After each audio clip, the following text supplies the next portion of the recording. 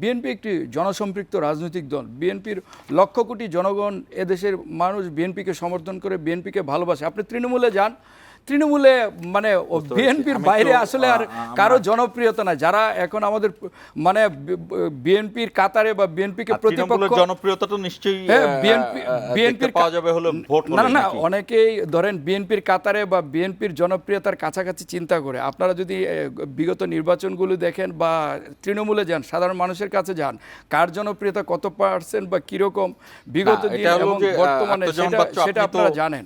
এটা সাধারণ ভাবে বলতে পারবেন না, এটা ভোটের মাধ্যমে নির্ধারিত হবে। অফকোর্স আমরা জনগণের ক্ষমতায়নে বিশ্বাসী, জনগণের ভোটে বিশ্বাসী, জনগণের অধিকার আদায়ের জন্য জনগণের ভোটাধিকার বলতে পারবেন না, জনগণের ভোটাধিকার প্রতিষ্ঠায় আমরা 17 বছর রাজপথে ছিলাম। 17 বছরে কার কতজন নেতাকর্মী গুম হয়েছে আপনি দেখেন, কার কতজন নেতাকর্মী, কোন দলের কতজন নেতাকর্মী গুম হয়েছেন, কোন দলের কতজন নেতাকর্মী আপনি তো নাম বলতে যাচ্ছেন না, আমি বলি যে পরিসংখ্যান দেখেন, তো জামাত ইসলামীর আপনি দেখেন কতজন, জামাত ইসলামীর শীর্ষ নেতৃত্বই কিন্তু এই 17 বছরের ফাঁসিতে ঝুলেছে। শীর্ষ নেতৃত্ব সেটা একটি ভিন্ন, সেটা একটি ভিন্ন পার্সপেক্টিভ। আপনি সেটা একটি ভিন্ন পার্সপেক্টিভ, ভিন্ন।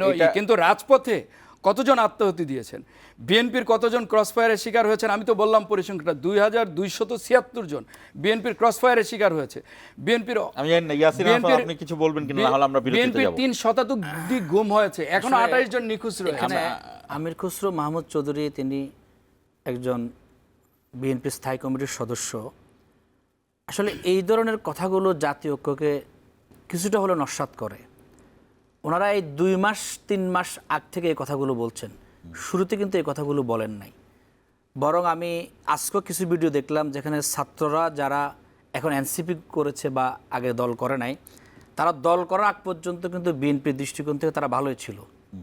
দল করার পর থেকে তাদের এই কথাগুলো আসছে।